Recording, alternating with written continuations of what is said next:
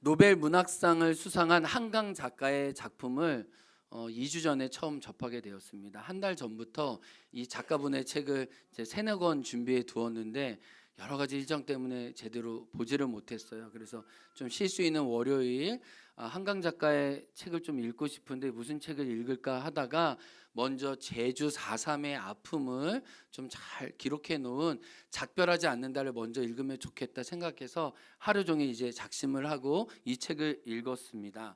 솔직한 느낌은 어렵다, 읽혀지지가 않네 했습니다.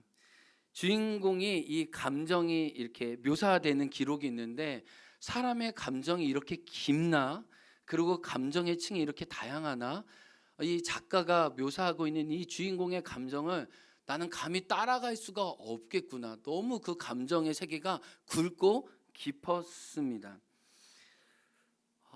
이렇게 인간을 이해할 수 있구나. 저에게 일단 도전은 되었어요. 그 세계가 너무 좀 낯설었지만 또 하나는 이제 소설 중간에 보면 주인공이 친구의 부탁으로 이 4.3 마을에 피해가 있었던 이 중산간 마을에 친구 대신에 이제 찾아가는 장면이 나오는데 한번 거기서 깜짝 놀랐습니다. 왜냐하면은 너무 제주 중산간의 마을과 특성과 뭐 돌담과 길들과 나무들과 이웃 주민들과 그다음에 마을 버스 시간 등등이 너무 사실적인 거예요.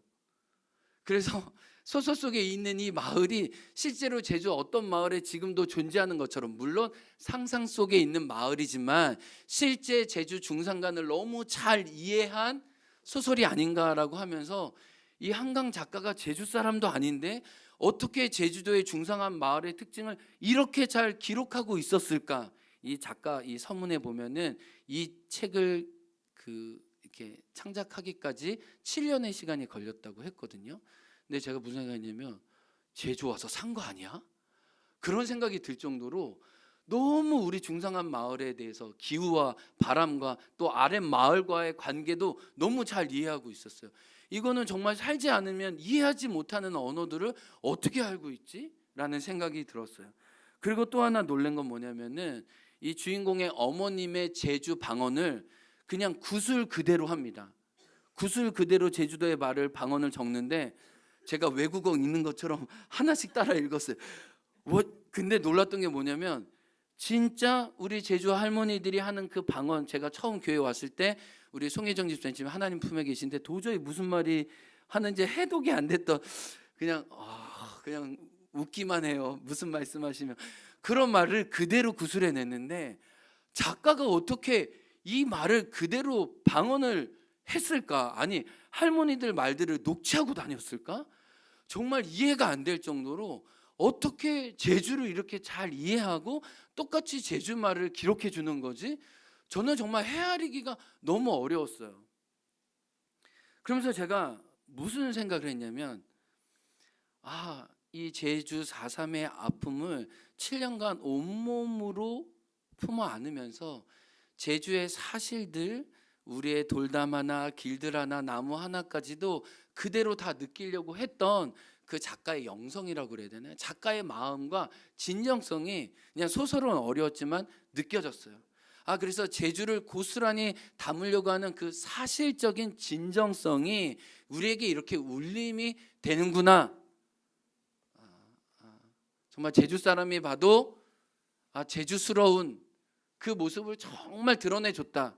그 고마움이 느껴졌었어요.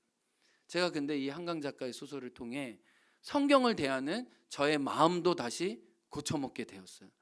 작가도 한 이야기를 쓰려고 정말 7년간 여러 아픔의 기록들을 다 읽고 또 마을들을 찾아가면서 그 이야기를 묶었듯이 처음 우리에게 전해졌던 이 성경을 대하는 우리의 태도가 그냥 정보로나 신문이나 한 가십거리의 어떤 그냥 텍스트로 읽어내는 것이 아니라 이 원초적으로 우리에게 주어졌던 이 복음이 그 당시에는 어떤 울림이었고 어떤 깊이를 가졌고 어떤 파장력을 가지고 있는지 우리가 사실에 기초해서 그 문맥을 안다면 성경의 메시지가 우리를 정말 단단하게 붙잡을 것 아닌가라는, 그냥 설교자로서 또 신앙인으로서 저 자신에게도 비춰보게 되었어요.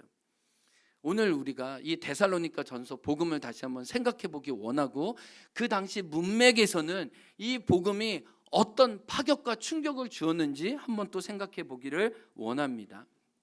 우리가 성경에 이렇게 서신서들, 편지서들을 대할 때는 반드시 사도행전에 가야 돼요.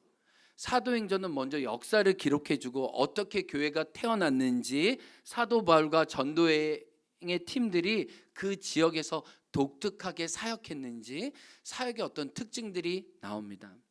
특별히 데살로니가에서 보면 이 사도행전 17장은 사도 바울이 예수님의 죽음과 부활을 선포했다고 얘기를 합니다. 그리고 진정한 다른 임금, 다른 통치자, 다른 왕 예수가 왔다라고 선포를 해요. 이게요, 참 우리가 성경 보면 재밌는데, 사도 바울이 각 지역에서 선포한 복음이 색깔이 조금 달라요. 복음의 어떤 본류는 같지만 복음의 옷을 입혀서 드러내는 모습은 조금씩 도시마다 달라요. 그래서 아테네에 가면 뭐라면, 너희가 열심히 그리스 신들을 섬기는 거 보니까 너희가 종교적인 열심이 대단하구나. 너희가 알지 못하는 신에게 예배하는데 내가 그 알지 못하는 신, 참신이 누구인지 알려줄게. 우리 바다와 경계를 정하시고 민족들의 한계를 나누시는 그 하나님 아버지를 너에게 알려줄게. 이렇게 얘기를 하거든요. 근데 오늘 데살로니가에서는 어떻게 얘기하냐면 왕, 통치자를 의미 있게 강조하고 있어요. 그러니까 강조하는 지점이 각 지역마다 다르다는 것, 사람들의 특성들과 그 배경들을 이해하면서 복음을 전하고 있다는 거예요. 이 메시지를 듣고 그 복음의 메시지를 들은 사람들의 반응은, 천하를 어지럽게 하는 이가 우리에게 도착했다. 우리가 소문으로만, 풍문으로만 들었는데 괘씸한 녀석들이 왔네 라고 얘기하면서 가이사의 명을 거역하고 다른 임금 예수를 섬기라고는 이 사람들을 구속시켜라. 가만히 두면 안 된다라고 얘기를 합니다. 도시에 여러 사람들이 일어났고, 특별히 성경에 보면 사도행전 17장에 보면 읍장들이 일어났대요. 그러니까 구자읍 뭐 이런 읍장님들이 아니고, 이 읍장님들이라는 표현은 이 로마에서 고용한 고위 그 높은 공무원이에요. 그러니까 로마 가이사 황제의 명을 받아서 그 다스림이 이 식민지에도 잘 드러낼 수 있도록, 일제시대 조선인이었지만 일본 경찰 노릇을 했던 사람들이 읍장이라고 보면 돼요. 그러니까 지금 이 그리스 도시에 살지만 저 멀리 떨어져 있는 로마 황제가 무슨 명령을 하면 그 명령대로 서금도 걷고 이 나라도 다스렸던 중간 직책의 그리스 사람이 읍장들이었습니다. 그렇다면 우리는 질문할 수 있죠. 왜 로마 황제의 지배 아래에 있는 공무원과 그 도시의 사람들이 발칵 뒤집히면서 놀랐을까? 충격을 받았을까? 왜 천하를 어지럽게 했다라고 그들을 고소했을까? 그 메시지는 그리스도가 왕이십니다라는 그 왕 퀴리오스의, 그들이 우리가 섬기고 있는 퀴리오스가 진짜 퀴리오스가 아니라고, 이런 충격과 반발이 있었어요. 데살로니가 역사를 한번 살펴보면은, 데살로니가 도시는 이 성경이 기록될 당시에 인구가 한 12만 정도였다고 추정을 해요. 그러니까 작은 도시가 아니었죠. 그 당시에 12만이었으니까 굉장히 많은 무역항으로서 여러 사람들이 몰려왔던 곳임을 알 수 있습니다. 근데요, 데살로니가는 다른 그리스 지역과 다르게 자기의 도시를 로마 황제에게 갖다 바친 도시예요. 다시 한번요. 자기의 도시를 로마 황제에게 갖다 바쳤어요. 많은 나라들은 이제 내전들이 있었고 로마의 지배를 이렇게 막 싸우다가 이렇게 어쩔 수 없이 받아들였는데요. 데살로니가는 자기가 먼저 자기의 도시를 황제에게 갖다 바쳤어요. 우리가 전쟁에서 피 흘리니 우리는 당신의 속국이 되겠습니다. 우리 나라와 우리 지역을 당신에게 갖다 바칩니다. 선제적으로 로마 황제에게 자기 도시를 갖다 바쳤어요. 우리가 힘으로 끌릴 것 같아. 안 돼. 우리 그냥 피 흘릴 거보다 그냥 우리가 그 발 아래 종이 되겠다고 하자라고 했던 지역적인 특성이 있었어요. 그게 이 성경이 기록되기 200년 전에 그런 일들이 있었어요. 그러니까 이 성경을 받기 전에 200년간 로마 황제의 통치를 이미 깊게 받고 있었어요. 그래서 따라서 어떤 도시보다 황제나 로마 숭배가 아주 도시의 우월한 가치였어요. 그래서 다른 아테네 같은 경우에는 이 제우스 신이나 여러 이 그리스 신화에 나오는 신들을 섬긴 데 열심이었다면, 이 데살로니가에서는 유독 가이사 로마 황제를 숭배하는 신전들이 곳곳에 세워져 있었어요. 줄리어스 시저의 초상이 새겨진 그 주화들, 저 주화들 역사 속에 발견돼 가지고 데살로니가에 발견된 주화인데, 황제가 새겨진 주화를 그 도시에서만 유통을 했어요. 그러니까 얼마나 황제가 우리를 먹여주고 입혀준다고 생각했던 도시였어요. 그리고 이 주화 밑에는 시저와 아우구스투스는 신의 아들이다. 그들은 인간이 아니다. 신의 아들로 우리에게 파송받은 사람이다. 우리가 어디서 들었던 얘기를 많이 하고 있지 않아요? 그게 데살로니가 도시에 가득했다는 거예요. 그래서 특별히 로마 제국에 우리는 보호와 통치를 받고 있는 특별한 시민이다 라는 정체성이 이 도시에 가득했습니다. 그런데 사도 바울 일행이 와서 이 진짜 복음이 아닌 가짜 복음이 데살로니가에 판치는 것을 보고, 제가 여러분이 생각하는 이 복음이 무엇인지 다시 한번 알려드립니다.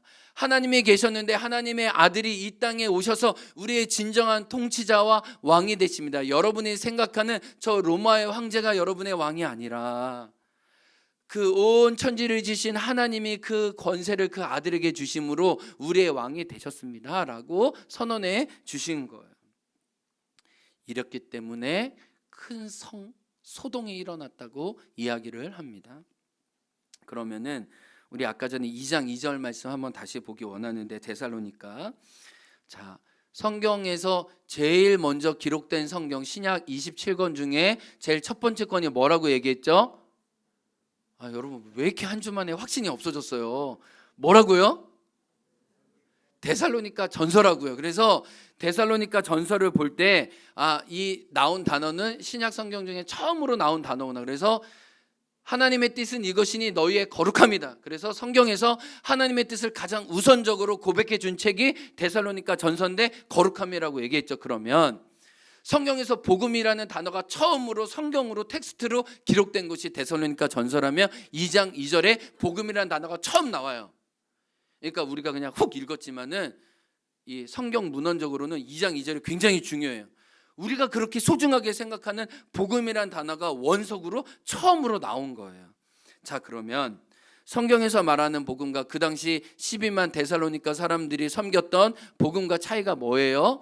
데살로니가는 로마 황제의 복음만을 알았어요. 그런데 오늘 본문에 보면 2장 2절 말씀 읽어보겠습니다. 2장 2절 시작. 너희가 아는 바와 같이 우리가 먼저 빌립보에서 고난과 능력을 당하였으나 우리 하나님을 힘입어 많은 사람 중에 누구의 복음을 전했대요? 누구의 복음을요? 하나님의 복음을 전했다는 거예요. 그들은 200년간 로마 황제 시저와 율리어스의 복음만 알았다는 거예요. 다른 말로 하면 세상의 복음만 알았다는 거예요. 하나님을 떠난 타락한 가치관을 복음으로 알고 그 복음에 매여 살았다는 거예요. 근데 사도 바울이 이제 데살로니가에 들어가서 무슨 복음을 얘기합니까? 복음이 한 가지밖에 없는데 하나님의 복음이라는 거예요. 하나님이 주시는, 하나님이 다스리시는, 하나님이 통치하시는 그 하나님의 통치를 받으면서 더 풍성한 토부를 누리는, 보시기에 아름다웠더라, 하나님의 아름다움을 회복하는 진정한 나라로 저희를 초대한다고 이야기를 하는 거예요. 근데 우리가 좀 이 복음이란 말을 더 살펴보기 원하는데, 이제 우리 새가족반 풍성한 삶에 초대를 하면 제가 이 복음의 의미를 좀 더 설명합니다. 우리 수료하신, 우리 우수한 성적으로 수료하신 우리 오정민 집사님, 네, 복음이란 단어가 두 가지 의미가 있다고 얘기했어요. 네, 벌써 놀래요. 안 시킬게요. 하여튼 이런 걸 배웠다는 거예요. 이런 걸 배웠어요. 네, 우리 새가족반 안 하신 성도님들은 기억해 주시면 좋을 것 같아요. 그 당시에 복음 유앙겔리온이라는 말은 철저히 황제 로마만 쓰는 왕실의 언어였어요. 그러니까 성경에서 마가복음도 이제 하나님 아들의 복음이다, 이런 거는 어떻게 보면 이 세상의 거짓 복음에 대한 하나님의 참 진리의 선언이에요. 그러니까 우리가 복음의 능력이 있는 게 뭐냐면 하나님을 떠난 부패한 그 세상들에 대해서 거짓을 폭로하는 거예요.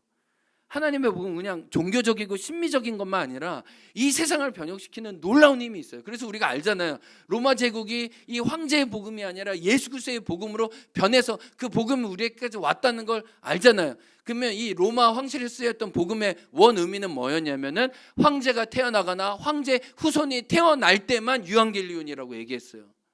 마치 이 북한에서 뭐 김일성, 김정은 뭐 그 후계자가 태어날 때 특별히 그들에게 붙이는 뭐 위대한 영도자 뭐뭐뭐 이렇게 막 말들이 있는 것처럼 그 당시에 유앙겔리온은 우리 평민들이 사용하는 단어가 아니었다는 거예요. 황제의 아들과 그 후계자가 태어났습니다. 유앙겔리온, 그러면서 사람들에게 유앙겔리온을 선포하면서 좋은 소식이라고, 이 소식을 만방에 알리라고 했던 거예요. 첫 번째 이 언어였어요. 두 번째 유앙겔리온의 언어는 뭐냐면 왕자가 태어났을 뿐만 아니라 로마 황제의 다스림이 더 멀리 퍼졌습니다라고 할 때 신하가 이 로마의 왕실에 들어와서 뭐라고 그러냐면 왕이시여 유앙겔리온입니다. 당신의 다스림이 저 이집트와 저 지중해와 저 인도에까지 저 페르시아에까지 미쳤습니다. 왕이시여 제가 당신에게 유앙겔리온의 소식을 알려드립니다라고 했을 때 이 유앙겔리온이에요. 그러면은 성경을 보면 우리가 뭐를 알 수 있어요? 성경에서는 하나님의 아들 예수님이 태어난 걸 진짜 유앙겔리온이래요. 아멘. 그리고 예수 그리스도의 다스림이 온 땅에 선교를 통해 퍼져나가는 것을 유앙겔리온. 유앙겔리온이라는 단어를 그대로 써왔지만 이 세상이 이해하지 못하는 하나님 아들의 유앙겔리온이라고 선포해주고 있는 거예요. 아멘. 그러니까 데살로니가 도시에 처음 복음이 뭐예요? 너희가 로마 황제를 유앙겔리온이라고, 그리고 너희가 로마 황제에게 너희 도시를 갖다 바친 거 알고 있는데 그거 아닌 거야. 진짜 유앙겔리온은 하나님으로부터 오는 거야. 아멘. 그 메시지를 선포해주고 있었던 거예요. 그러니까 그 도시의 거짓을 깨트리고 하나님을 알아서 대적한 모든 것들이 다시 원자리에 찾아올 수 있도록 그 도시의 선한 영적인 전쟁과 하나님의 메시지를 선포한 거죠. 그래서 사도 바울은 고린도후서 10장 5절에 이렇게 얘기합니다. 같이 읽어보겠습니다. 시작. 하나님을 아는 것을 대적하여 높아진 것을 어떻게 하고요? 다 무너뜨리고 모든 생각을 사로잡아 그리스도에게 복종하게 하니. 여러분, 사도 바울은 데살로니가 도시를 흔들었습니다. 왜요? 진짜 복음이 들어가면 거짓이 반발하게 되잖아요. 그 거짓을 깨트리고 하나님 아란 모든 대적한 것들을 굴복시키고 있어요. 이 말씀을 듣는 우리도 이 세상에 살다 보면 이 세상의 복음이 우리를 채웁니다. 이 세상의 정보가 우리를 압도합니다. 이 세상의 논리가 우리 마음을 가로채려고 합니다. 우리 영혼을 낚으려고 합니다. 그때마다 기억하셔야 돼요. 진짜 복음은 하나님의 아들 예수 그리스도의 복음밖에 없구나. 아멘. 내가 온 것은 양으로 생명을 얻게 하고 더 풍성히 얻게 하려 함이라. 아멘. 도둑이 오는 것은 도둑질하고 죽이고 멸망시키려는 것뿐이지만 이 세상 사람들은 자기의 거짓 복음을 통해 우리를 강탈하고 우리의 생명을 앗아가려고 하지만 예수님만이 우리에게 참 복음을 주십니다. 아멘. 그래서 우리가 이렇게 매주마다 모여서 이렇게 계속적으로 하나님의 은혜와 말씀 앞에 나아가는 것은 하나님의 복음이 우리를 채우기 위함이에요. 아멘. 그리고 우리를 채우고 우리가 살고 있는 우리의 가정과 우리의 지경의 거짓을 깨트리기 위함입니다. 아멘. 이 복음의 능력을 사도 바울은 이 도시에서 경험했어요. 이 복음이 여러분의 삶의 자리에 경험되길 축복합니다. 아멘. 바울에게 넘쳤던 그 복음의 능력이 한 도시를 흔들었던 것처럼 감히 저를 저되게 했던 이 복음이 우리 교회에 울리기 원하고, 또 여러분에게 했던 복음이 여러분의 깻잎밥과 여러분의 삶의 자리와 이웃들과 곳곳마다 일터마다 드러내길 주님의 이름으로 축복합니다. 두 번째는 이 복음의 메시지의 차별을 알았다면은 오늘 말씀을 통해 로마 황제의 복음과 하나님 아들 예수 그리스도의 복음이 우리에게 찾아오는 방식이 다르다는 거예요.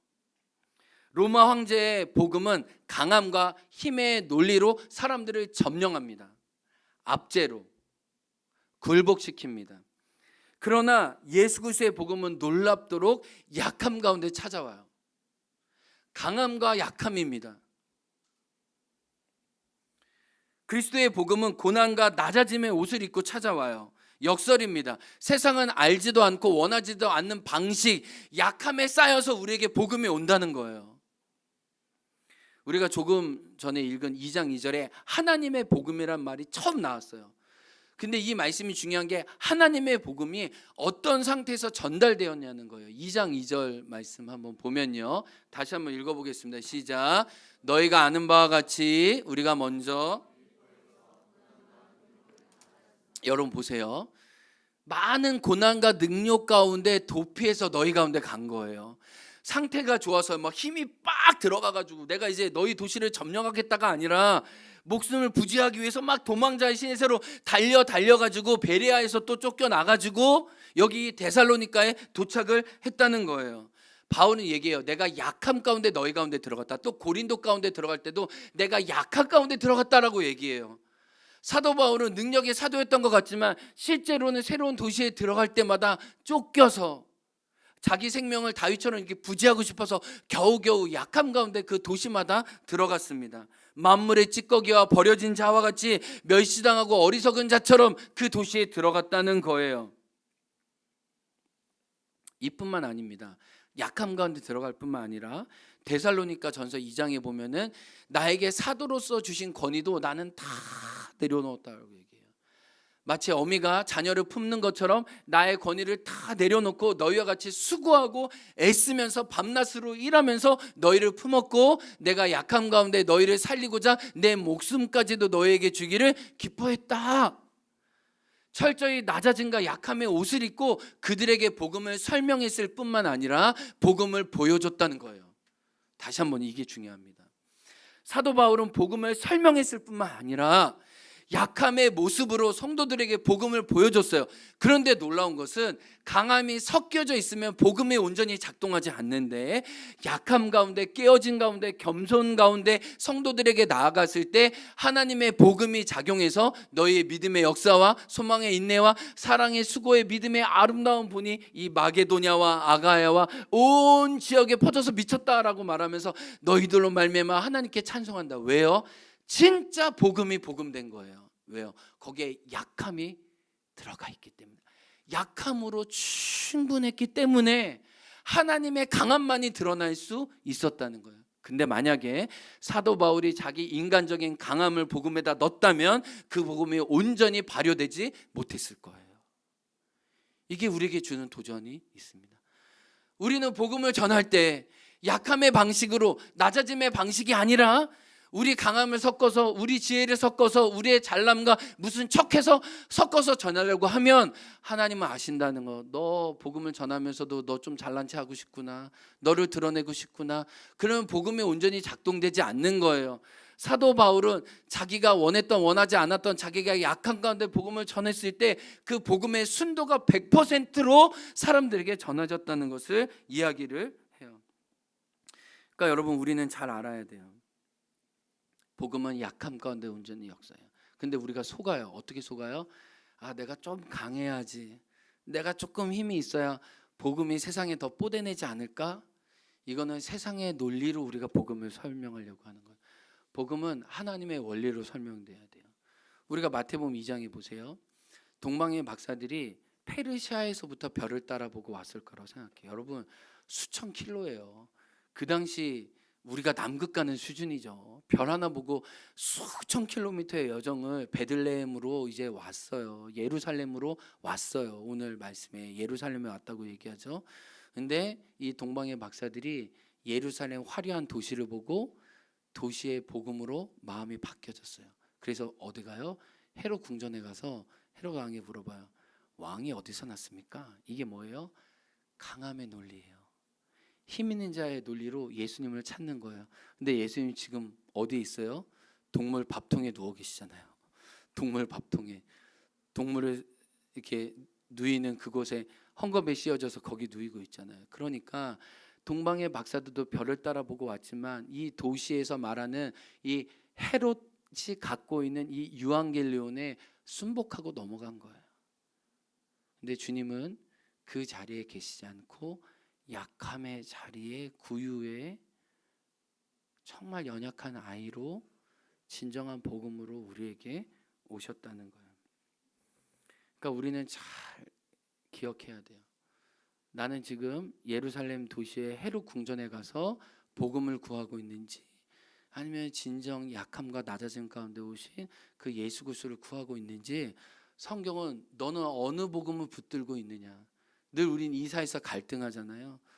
너는 주님을 잘 따라왔다가 한순간 예루살렘 헤롯 궁전에 들어가지 않는지 묻고 계시는 거예요. 요즘 우리가 이제 사무엘상을 묵상하고 있어요. 사무엘상을 묵상하면서 성경은 미쳐가는 사울 왕과 또 약함 가운데 계속 약함으로 정말 하나님의 사람이 되어가는 다윗을 교차해서 이야기하고 있어요. 사울 왕은 점점 시간이 갈수록 왕의 권세와 능력이 대단했습니다. 그래서 다윗 한 사람을 잡기 위해서도 몇천 명을 동원할 수 있는, 그래서 처음에는 그 왕권을 무시하는 사람들이 많이 있었지만 시간이 많이 지나면서 사울 왕에게 껌뻑도 못하고 다 그에게 순복을 합니다. 근데 이 사무엘상 22장 2절에 보면 약함 가운데 머물렀던 다윗에게 하나님이 은혜를 주세요. 말씀 다시 한번 읽어보겠습니다. 시작. 환난 당한 모든 자와 빚진 모든 자와 마음이 원통한 자가 다 그에게로 모였고 그는 그들의 우두머리가 되었는데 그와 함께한 자가 400명이 되었다. 여러분, 환난 당한 자, 빚진 자, 마음에 원통한 자, 이들의 한 가지 특징이 다 약한 자라는 거예요. 다 깨어진 영혼이라는 거예요. 다 돌봄을 받지 못했던 사람들이라는 거예요. 그들을 다 다윗에게 붙여놓고 계세요. 이게 무슨 말이에요? 다윗은 자기도 약함 가운데 있었어요. 자기도 도망자 신세에 있었어요. 그런 약하고 연약한 깨어진 자를 400명이나 붙여주심으로 결국 약함 가운데 태어난 하나님의 나라를 이스라엘 가운데 세우기 원하셨던 거예요. 만약에 강함으로 하나님의 나라를 세우기 원하셨다면 골리앗 같은 장수들을 다윗에게 붙여주셨겠죠. 잘나고 똑똑하고 멋있고 화려하고 배운 자들을 다윗에게 붙여주셨겠죠. 만약에 예수 그리스도의 나라가 강함의 나라였다면 하나님은 다윗에게 그렇게 하셨을 거예요. 그런데 하나님은 사울의 문제가 뭐예요? 사울 왕의 문제가 뭐예요? 그의 강함이잖아요. 그가 겸손하지 않잖아요. 그가 깨어서 주의 은혜를 구하지 않잖아요. 그리고 나중에 이제 이번 주에 보면은 귀신 들린 자에게 찾아가서 자기의 미래를 묻는 진짜 나간 사람이 돼요. 정신 나간 사람이. 근데 다윗은 우리가 성경 보면 일로 도망갔다가 절로 도망갔다가 블레셋에 갔다가 모압 갔다가 미친 채 했다가 자기 정신으로 살아가는 것 같지 않아요? 맨날 이리 치이고 저리 치요. 근데 오늘 본문에 보면은 400명이 모였지만 한 장 넘으면 또 600명이 돼. 날마다 그 약함의 나라가 강대해져요. 약하지만 하나님 안에서 강하고 있어요. 그런데 사울은요, 하나님 없이 스스로 강해요. 그 결론은 어떤지 우리가 다 알고 있어요. 여러분, 다윗은 예수 그리스도를 보여주는 예표예요. 예수님이 이 땅에 어떻게 오실지, 약함 가운데 예수님은 둘러싸여 오셨던 것처럼 다윗도 약한 사람들과 함께 둘러싸이면서 그는 정말 하나님의 사람이 되었다라고 이야기를 해요. 여러분, 저도 이 말씀을 전하면서 두렵습니다. 왜냐하면 제 안에 끊임없이 세상의 강함을 추구하고 힘의 논리로 움직이려고 하는 부패한 속성이 있음을 봐요. 그런데 우리가 이 성탄 예수님을 묵상하면서 이 처음 복음을 마주하면서 사도 바울은 힘 없는 자가 되었지만 진짜 힘 없는 자가 되었을 때 복음의 강함이 그 도시를 흔들었던 것처럼 우리가 나약해지는 자리에 정말 우리 안에 복음이 되신 예수님이 드러날 수 있다면 우리는 애써서 약해져야 될 줄로 믿습니다. 아멘. 사도 바울처럼 약함 중에 강함 되시는 예수 그리스도를 저와 여러분이 그 자리에서 경험할 줄로 믿습니다. 말씀 마치면 사랑하는 성도 여러분, 여러분의 삶에 해결됐으면 하는 그 문제가 있지 않으세요? 근데 그 문제를요, 세상의 강함이나 힘의 논리로 해결하려고 하시면 안 돼요. 다윗이 충분히 약해져 있을 때 하나님은 어느 순간 하나님의 때에 그를 당신의 사람으로 세우셨어요. 아멘. 우리도 하나님의 때까지 그 약함과 함께 더불어 살아야 될 줄로 믿습니다. 물론 그 약함 가운데 우리가 너무 아프고 힘들지만 그 약함을 낭비해서는 안 돼요. 예수님의 약함 어린아이로 구유에 누이셨던 것처럼 우리의 약함을 가지고 주님을 깊이 만나고 복음을 깊이 경험할 수 있는 저와 여러분 되기를 주님의 이름으로 축복합니다. 우리 다 같이 일어나서 찬양하기를 원합니다. 약할 때 강함 대신에 나의 보배가 되신 주, 주 나의 모든 것, 주 안에 있는 보물 나는 포기하지 않겠습니다. 찬양합니다. 약할 때 강함 대신에 나의 보배가 되신 주, 주 나의 모든 것, 주 안에 있는 보물을 나는 포기할 수 없네. 주 나의 모든, 약할 때 강함 대신에, 약할 때 강함 대신에 나의 보배가 되신 주, 주 나의 모든 것, 주 안에 있는 보물을 나는 포기할 수 없네. 주 나의 모든 것, 예수 어린 양 존귀하니를,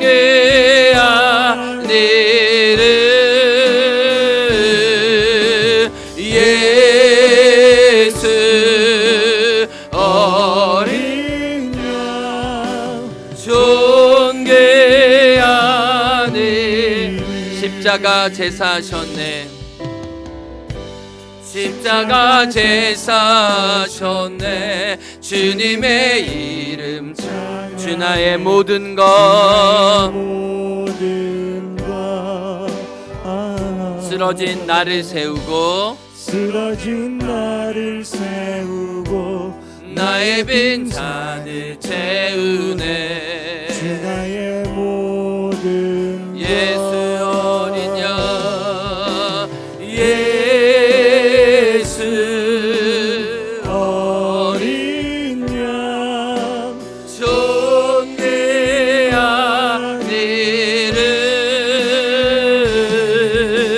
예수 어린 양 존귀하니를.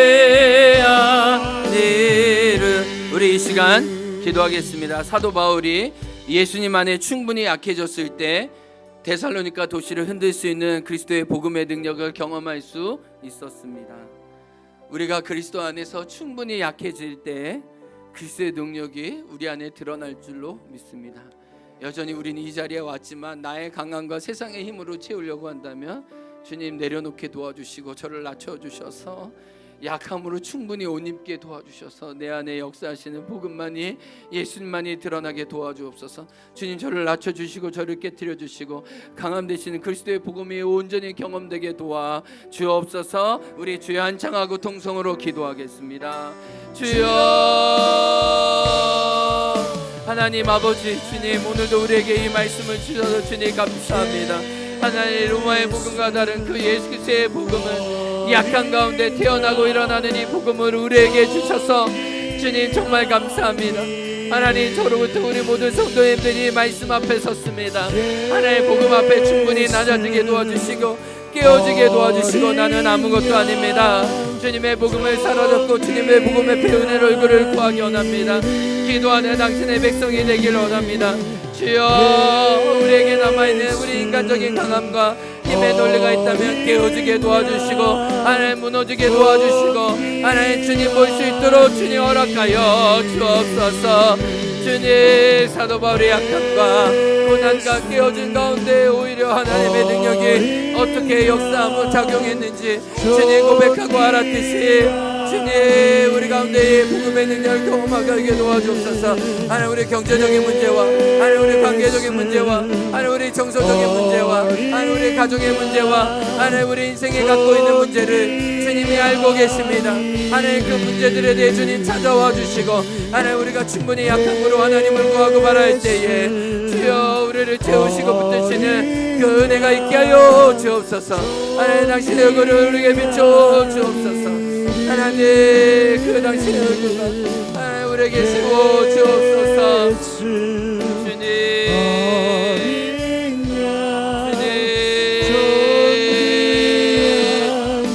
주님, 우리의 모든 약함과 하나님 우리의 모든 상실 가운데 주님 그 예수의 아름다운 복음이 우리에게 복음되게 하옵소서. 주님 이 시간 성령으로 우리 모두에게 말씀해 주시고 하나님 깨우쳐주옵소서.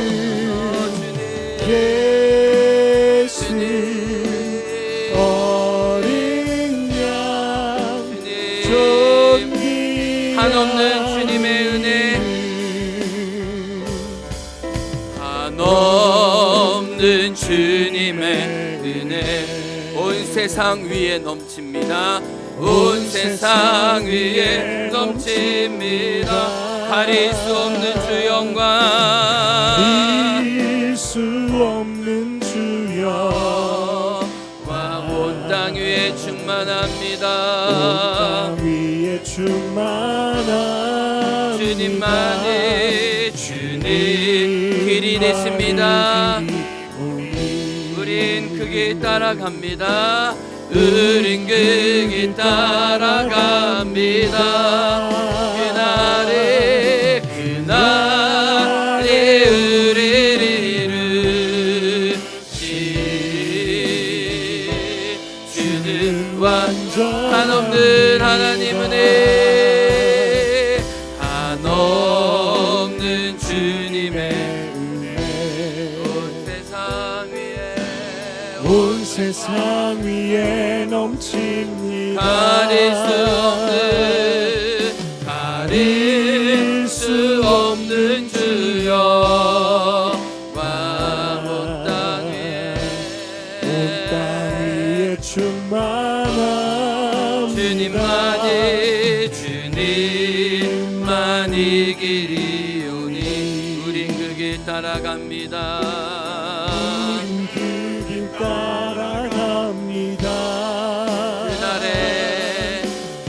그날에 우리를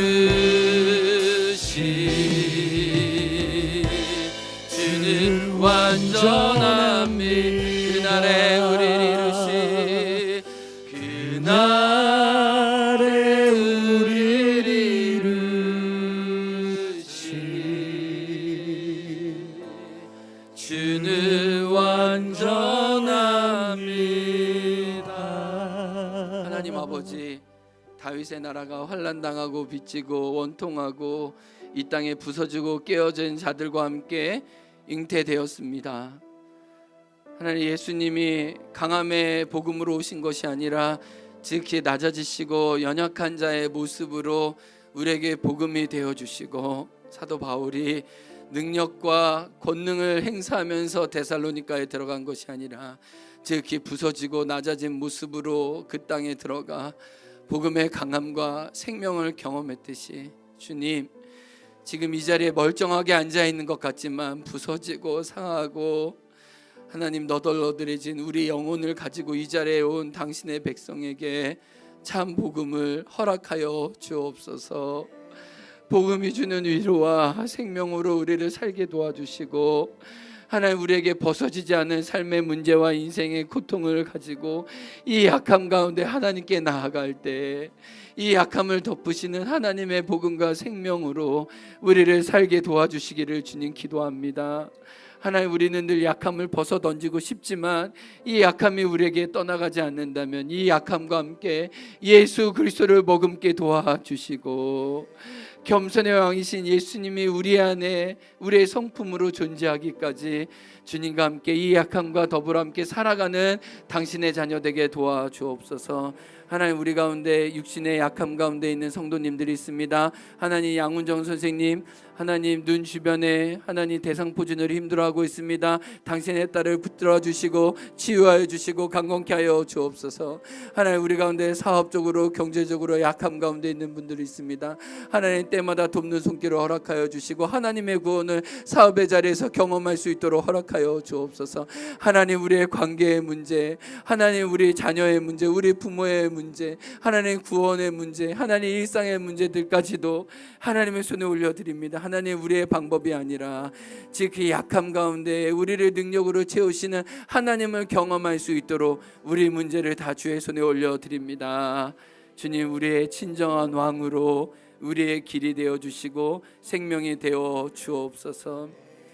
모든 좋은 것과 선한 것을 주시는 우리의 복음 되신 예수님께 하나님, 세상이 말하려고 하는 이 돈의 가치를 따르지 않고 하나님께 구별하여 거룩히 드립니다. 기꺼이 받아 주옵소서. 지금은 우리 구주 예수 그리스도의 은혜와 하나님 아버지의 사랑과 성령의 교통하심이 하나님의 복음을 따라 예수 그리스도의 약함을 배워나가게 원하는 당신의 자녀들 위해 지금부터 영원토록 함께하길 간절히 축원하옵나이다. 아멘.